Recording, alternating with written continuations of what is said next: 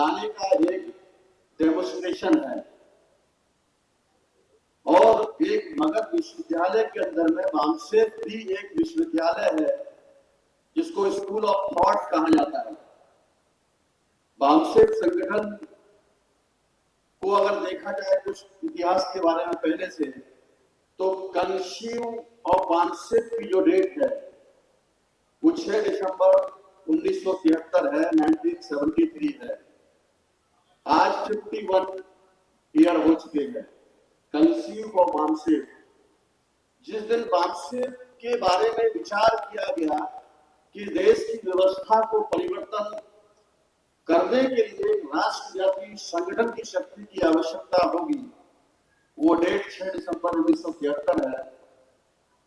और birth of BAMCEF 5 साल तक ये गर्भ में पलता रहा ये ऑर्गेनाइजेशन। बर्थ ऑफ बामसेफ उसी 6 दिसंबर 1978 को इसका जन्म होता है। उसको आज 46 ईयर हो गए और ये 46 ईयर में है बामसेफ का 41 कन्वेंशन है। और साथ में ही बामसेफ ने जो एक 14 साल का बच्चा तैयार किया है जो देश की व्यवस्था को बदलेगा, उसका नाम भारत मुक्ति मोर्चा है। उसका 14वां राष्ट्रीय अधिवेशन है। पूरे देश और दुनिया भर से आए हुए इस अधिवेशन में पधारे तमाम मूल्यवासियों का मैं हार्दिक अभिनंदन स्वागत करता हूं और मुझे इस मंच पर बुलाया इसके लिए मैं बहुत बहुत आभार व्यक्त करता हूं आदरणीय मोहम्मद इस्लाम साहब का। इस पर उपस्थित हमारे बड़े सीनियर लीडर अलग अलग क्षेत्रों के प्रकांड विद्वान हैं और साथ में आपके जहानाबाद विधानसभा से, बिहार विधानसभा से चुने हुए विधायक जो लगभग 22,565 वोटों से जीत करके आए 2020 में, माननीय सतीश कुमार जी मखदूमपुर विधानसभा जहानाबाद डिस्ट्रिक्ट से, हमारे गार्जियन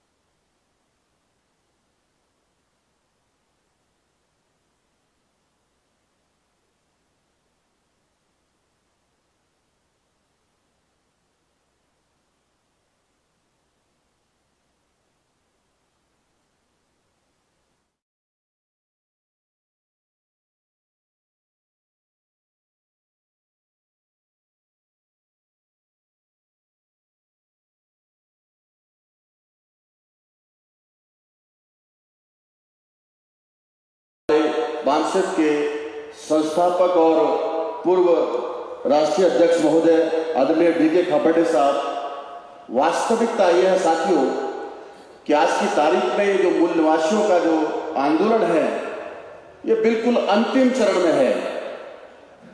ज्यादा लंबा समय लगने वाला नहीं है, अभी फुल एंड फाइनल स्टेज है। क्योंकि बामसेफ पिछले इतने लंबे समय से जब भी कोई चर्चा का विषय बनाता है, चाहे वो हिस्टोरिकल सब्जेक्ट हो, चाहे वो आपका भविष्यकालीन विषय हो, पूर्वानुमान करते हुए कि भविष्य में इसका क्या परिणाम और क्या दुष्परिणाम होने वाला है, वो आने वाली समस्या से पहले ही अवगत कराने का काम ये जो ज्वलंत विषय लगा करके 5 दिन तक हम लोग चर्चा करते हैं, मिश्राम साहब करवाते हैं, इसी के आधार पर देश का भविष्य बना हुआ है। साथियों, पिछले कुछ अधिवेशनों के दौरान आपने चर्चा सुनी होगी सीए कानून के बारे में, विशेषांक भी है आप कर सकते हो। पिछले कुछ अधिवेशनों के दौरान आपने चर्चा सुनी होगी ओबीसी की जाति जनगणना के बारे में। आज पूरे भारत में चर्चा हो रही है।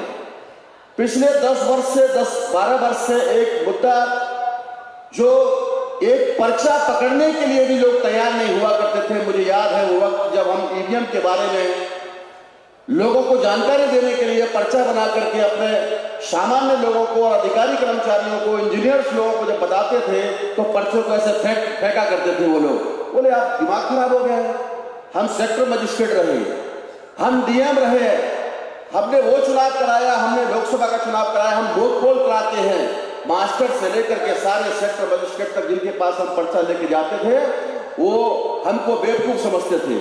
लेकिन आज पक्ष हो या विपक्ष हो, ईवीएम राष्ट्रीय मुद्दा बन गया है। ये बामसेफ ने ही देश और दुनिया के लोगों को जागृत करने का काम किया। आपने देखा होगा कि यूसीसी कानून को लेकर के एक चर्चा बनाई, आपने देखा होगा कि SC/ST रिजर्वेशन को लेकर के आज तक इतने लंबे समय के बाद में रिजर्वेशन को अमल में लाने वाला कोई कानून नहीं है। वो रिजर्वेशन इंप्लीमेंटेशन एक्ट बनाने की बात बामसेफ के इस मंच पर हुई तो बहुत सारे लोग रिजर्वेशन पर चर्चा शुरू कर दिए। आपने देखा होगा आदिवासियों के मुद्दे को लेकर के एक चर्चा हुई देश में, पहली बार भारत में भारत बंद हुआ। इतनी बड़ी कार्रवाई कि गैर आदिवासी लोगों ने, मुसलमानों ने, शेड्यूल कास्ट के लोगों ने, पिछड़ी जाति के लोगों ने, तमाम लोगों ने एकजुट होकर के आदिवासियों के संवैधानिक अधिकारों को बचाने के लिए उन्होंने सड़क पे आकर के भारत बंद जैसी बड़ी कार्रवाई किया। ये बामसेफ संगठन की देन थी। आपने देखा होगा MSP पर कानून बनाने के लिए किसानों को, हजारों किसानों को मौत के घाट उतारने का काम नरेंद्र मोदी की सरकार ने किया, बीजेपी सरकार ने किया जो केंद्र सत्ता में बैठी हुई है। और मरवाने के बाद में जब किसी किसान के लिए 2 मिनट देने के लिए तैयार नहीं हुई ये सरकार नरेंद्र मोदी जी, तो मेश्राम साहब के नेतृत्व में भारत बंद जैसी बड़ी कार्रवाई हुई। आखिरकार नरेंद्र मोदी को हाथ जोड़ करके देश के किसानों से माफी मांगना पड़ा। और वो वक्तव्य टीवी पे सुना होगा आप लोगों ने कि भाइयों बहनों, मेरे किसान भाइयों अन्नदाताओं, शायद हमारी सेवा में कोई कमी रह गई है। हमारी सरकार के द्वारा जो बनाए हुए 3 कानून हैं उनको हम रिपल करते हैं, वापस लेते हैं, मुझे आप माफ कीजिएगा। ऐसा कहने वाला वो 56 इंच की छाती वाला आदमी इतना बेबस लाचार आखिर क्यों हुआ? क्योंकि संगठन शक्ति की वजह से बड़ी ताकत भारत बंद जैसी कार्रवाई हुई। और आज भी जो मुद्दे हम लोग चर्चा कर रहे हैं, ये 5 दिन के अंदर में 2 दिन बामसेफ के मंच से यहां पर आप लोग देखेंगे कि 14 विषयों पर चर्चा होगी जो आज के ज्वलंत विषय है।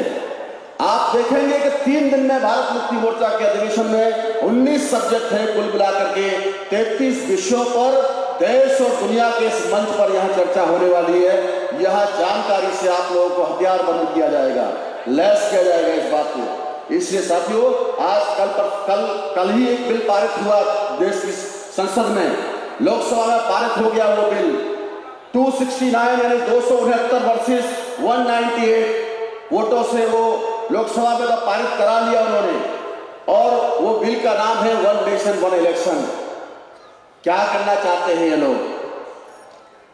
1 नेशन 1 इलेक्शन का बारे में हम बात करें साथियों, तो ये कहते हैं कि जनता पर एक्स्ट्रा बोझ पड़ता है बार बार चुनाव कराने से। ये कहते हैं कि पैसा की बर्बादी होती है, सुरक्षा बलों की बर्बादी होती है। अरे आप राष्ट्र का चुनाव करा रहे हैं, देश का चुनाव करा रहे हैं। संविधान निर्माताओं से ज्यादा विद्वान आप लोग नहीं है। आप लोग पत्थरों के सामने सर पटकने वालों, जाहिरों, आपको क्या पता है देश कैसे चलता है, कितनी मेहनत करनी पड़ी देश के संविधान को बनाने में। आप तो कभी ईश्वर के नाम पर, किसी और उसके नाम पर देश के संविधान की बात कर रहे थे, इसका प्रियम्बल ऐसा होना चाहिए। मगर उन संविधान निर्माताओं ने एक एक शब्द लिख करके कि हम भारत के लोग इस देश को संपूर्ण स्वतंत्रता, न्याय पर आधारित देश और राष्ट्र का निर्माण करने के लिए जो प्रियम्बल में लिखा है वो सा राष्ट्र का निर्माण हम करना चाहते हैं। मगर आज देश को दंगे फसाद में, झूठे उसमें पाखंडवाद में फैलाने के लिए आप लोग झोंकने का काम कर रहे हो। मंदिर मस्जिद की लड़ाई, कभी संभल कांड होता है तो कभी वाराणसी की ज्ञान व्याप्ति का मुद्दा उठता है। सारे देश के जितने भी मस्जिदें हैं, या यूं कहें कि जितने भी बौद्ध विहार हैं, उन बौद्ध विहारों में जाकर के आप वहां पर मूर्तियां खुद ही रखवाने का काम करते हैं और फिर वहां पर आरती और पाखंड शुरू करने का काम करते हैं। और फिर दंगे की चपेट में लोगों को, निर्दोष लोगों को सामने गोलियों से भरवाने का काम करते हो। इतना बड़ा अन्याय देश में हो रहा है। इसलिए साथियों, इस 1 नेशन 1 इलेक्शन जैसे बड़ी कार्रवाई का हम धिक्कार करते हैं। और मैं मेश्राम साहब से ये कहना चाहता हूं कि भविष्य में जल्द ही ये जनवरी अधिवेशन खत्म होने के बाद मैं जल्द ही कोई तारीख देकर के आपके पास में राष्ट्रीय स्तर की बहुत बड़ी ताकत है, अंतर्राष्ट्रीय स्तर के देश भी आपका समर्थन करते हैं। आपके एक आह्वान पर भारत बंद जैसी कार्रवाई वन नेशन वन इलेक्शन के तौर पर भी होना चाहिए। ऐसा मैं आपसे इस मंच से इस सदन में ये बात रखना चाहता हूं इस अधिवेशन के दौरान, क्योंकि हम धिक्कार करते हैं। संविधान निर्माता ने सोचा कि लोकसभा में बिल अगर पास हो जाता है तो राज्यसभा में अटक जाता है। क्यों? क्योंकि राज्यसभा का चुनाव डायरेक्ट नहीं होता है, इनडायरेक्ट इलेक्शन होता है। चुने हुए विधायक हो, एमएलसी हो, वो राज्यसभा के लिए 6 साल के लिए सांसद चुनते हैं, और जब वो 6 साल के लिए सांसद वहां पर रोक लगा देते हैं, दोनों सदनों में पारित नहीं हो पाता, तो राष्ट्रपति की भी मान्यता नहीं मिलती है उस बात को। इसलिए एक साथ चुनाव होगा तो जिसकी आंधी तूफान चल रहा है सारा का सारा उसी के पक्ष में सारा माहौल बन जाएगा। आप इस देश के संविधान को खत्म करना चाहते हैं, इसका मतलब कितना आप इस देश में उपचुनाव जैसा कंसेप्ट, जो उपचुनाव के माध्यम से भी सरकारें बदल जाती हैं। कई सारे उदाहरण हैं इसके लिए कि जो सरकार जिसकी चल रही है रूलिंग पार्टी है, और बाई इलेक्शन में अगर उसके एमएलए पड़ जाते हैं तो स्टेट की सरकारें बदल जाती हैं एक एक चुनाव से। वो दौर भी था साथियों, एक वोट से अटल बिहारी की सरकार मान्यवर साहब काशीराम जी ने गिराने का काम किया। 13 दिन रोना पड़ा अटल बिहारी को। एक एक वोट से केंद्र की और राज्यों की सरकारें गिर जाती हैं। आप मध्यावधि चुनाव बाई इलेक्शन जैसे कॉन्सेप्ट को खत्म करना चाहते हो। जो अभी सतीश जी ने बात कही कि 5 साल तक का इंतजार करना पड़ेगा हमें उसके लिए, अगर कहीं पर जो है सरकार गिर जाती है, कुछ हो जाता है, तो संविधान ने व्यवस्था किया उसका फिर से चुनाव होगा। फिर से चुनाव होगा तो सरकार उस पर बड़ा असर पड़ता है। जो रूलिंग है वो अपोजिशन में जा सकता है, और बिहार में तो बार बार सरकारें गिर रही हैं और बन रही हैं। आप अपने फायदे के लिए कभी इसको तोड़ते हैं, कभी उसको तोड़ते हैं। महाराष्ट्र में तोड़ रहे हैं, कभी आप बिहार में तोड़ रहे हैं। आपने अलग अलग राज्यों में अलग अलग सरकारें तोड़ने का काम किया।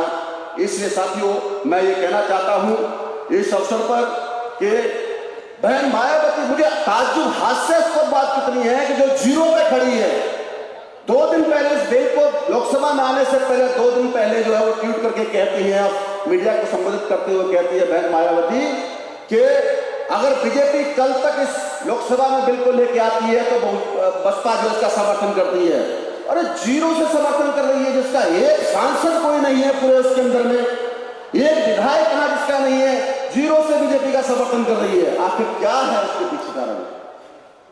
वो वहां को बात रखने तक के लिए भी नहीं है कोई उसका जो है वो समर्थन करने की बात कर रही है। सारा बेड़ा गर्क हो गया उसका जो अभी। इसलिए अगर आप लोग इन विदेशियों की गुलामी से मुक्ति पाना चाहते हो और स्वाभिमान के साथ में मूल निवासियों का सरकार बनाना चाहते हो, मालिक बनना चाहते हो देश का, तो साथियों आपको इसके लिए एक बुलंद आवाज करनी होगी। इसके लिए आप लोगों को लड़ने के लिए सामने आना होगा। जो लोग संविधान के साथ में द्रोह करने का काम कर रहे हैं, हमें जो अवसर मिलेगा जब बहुजन मुक्ति पार्टी की सरकार बनेगी भविष्य में, साथियों उनको फांसी के फंदे पर लटकाने का काम करेंगे, छोड़ेंगे नहीं। ये जो अंग्रेजों के गुलाम माफी वीर जो है, ये माफी वीर जैसे लोगों को और राष्ट्रीय स्तर का नेता बनाते हैं जो जिनका 1% भी कोई योगदान नहीं है देश के लिए। इसलिए ऐसे लोगों को जो संविधान के साथ द्रोह कर रहे हैं, संविधान की प्रतियों को जलवाने का काम कर रहे हैं, संविधान की मूल भावना से खिलवाड़ करने का काम कर रहे हैं, इतिहास गवाह रहेगा और आप लोग सभी गवाह रहेंगे। इनको फांसी पर लटकाने का काम आने वाले समय में इन गद्दारों को गद्दार भी नहीं कह सकते, क्योंकि ये देशी नहीं है, ये विदेशी लोग हैं। इन विदेशियों को सबक सिखाने का काम हम आने वाले समय में करेंगे। एक आधी मिनट की मैं बात कहूंगा। जैसे आप इंटरनेट की दुनिया में आप डेली अपडेट देखते होंगे कि अभी 2G प्लान है, 3G प्लान है, 4G प्लान है, 5G प्लान है। इंटरनेट की दुनिया का एक प्लान चल रहा है। जब 2G था तो ऐसे ऐसे धीरे धीरे घूमता था, अभी 5G, 6G, 7G तक अमेरिका बहुत आगे बढ़ गया। ये देश के जो डीएनए के अनुसार विदेशी लोग हैं और उनके द्वारा बनाए हुए जो संगठन हैं, आरएसएस, विश्व हिंदू परिषद और बीजेपी, उनका भी एक 5G प्लान है। और वो 5G प्लान क्या है? गाय, एक जी से गाय, गोबर, गोमूत्र, गंगा और गीता, केवल इसी के आधार पर ये 5G प्लान, इसी के आधार पर लोगों को उलझाए रखना चाहते हैं। कभी गाय को लेकर के, कभी गंगा को लेकर के,